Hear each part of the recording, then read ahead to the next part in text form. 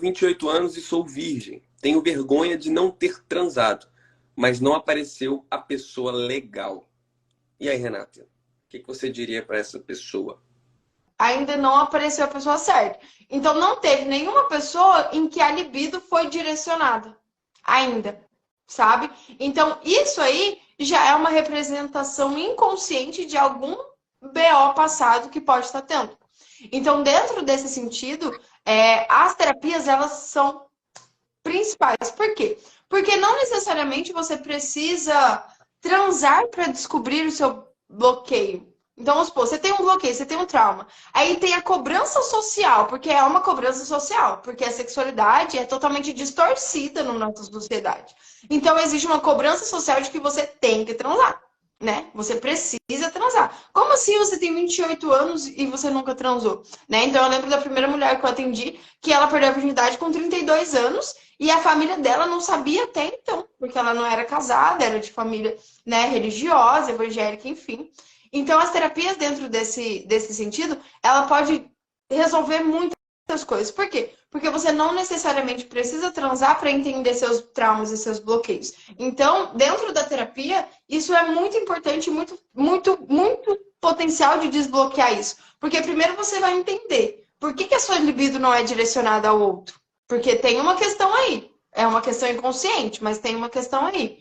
Segundo, você vai entender o seu próprio corpo e realmente esquecer o social. Porque o social, a cobrança social não vai curar teus traumas, né? Pelo contrário, pode gerar mais. Então esquece, tenho vergonha. Não tem vergonha. Então se abre e fala disso, entrega essa vulnerabilidade para pessoas de confiança que você sabe que não vai ter a questão do julgamento. Né? Então, o bloquear o que o social pensa também é muito importante numa questão como essa, porque isso acaba agravando muito mais a situação e a pessoa pode até se submeter a uma relação sexual sem querer, só por conta desse negócio social, sabe?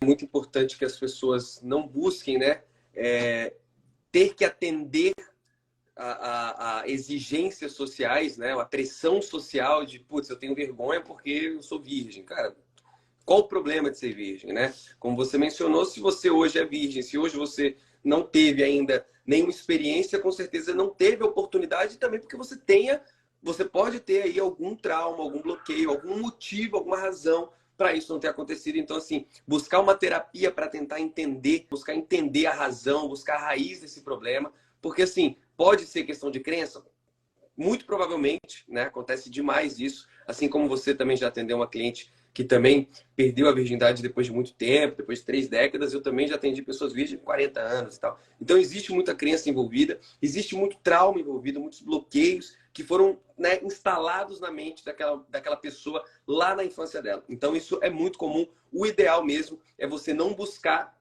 atender a essa exigência com qualquer pessoa. Tem que aparecer uma pessoa legal.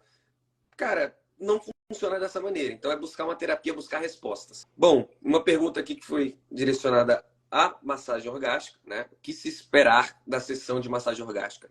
Bom, a massagem orgástica, ela é, como a gente também mencionou aqui, ela não é a terapia orgástica, mas a massagem é uma ferramenta que pertence à terapia orgástica. Então, durante a massagem orgástica, você vai vivenciar uma experiência, né, muito, muito, muito poderosa, que você já vai ter imediatamente um efeito direto na sua vida, mas que, óbvio, a continuidade desse processo, desse trabalho, é que realmente vai conseguir concluir certas coisas na sua vida. Mas eu já te antecipo, é muito possível que na sua primeira sessão de massagem você já consiga ter essas respostas, né? Então, a sessão de massagem orgástica é óbvio que a gente fala de massagem orgástica e a gente se pensa no orgasmo. O orgasmo na massagem orgástica ela é uma consequência. Pode vir ou não. Bom, a massagem é uma massagem corporal, ela é uma massagem sensorial. Então, ela pode acontecer ou não com a nudez, né? Depende muito também de como a pessoa está ali se permitindo. Então, eu pergunto para a pessoa se a pessoa se sente à vontade em ficar completamente nua. Se não, se a pessoa quer fazer de calcinha e sutiã, né? Tem casos da pessoa ter problema com os próprios seios e não querer tirar o sutiã durante a sessão. Então, assim, a pessoa, ela que vai dar a permissão do que pode, do que não pode, do que ela permite, do que ela não permite. Só que tudo isso está relacionado à massagem, né?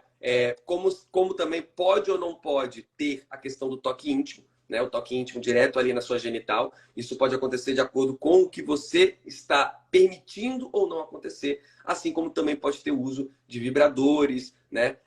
Ao longo da sessão. A sessão normalmente ela dura de 1h30 a 2 horas, tá? A sessão ela é feita também com óleo que é próprio para isso, então um óleo que não vai te dar alergia, que não vai te dar nenhum tipo de problema, é utilizado o óleo.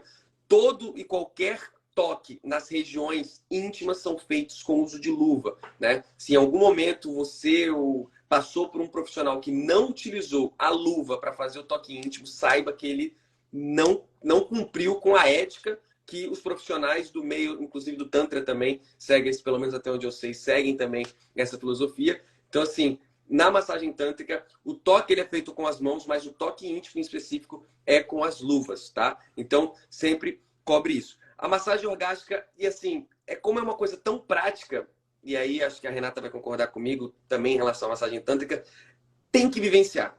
Para você conseguir tirar você mesma as suas próprias conclusões, para você ter um entendimento do seu corpo, para você criar essa consciência, e aí sim, pensar na perspectiva daqui em diante.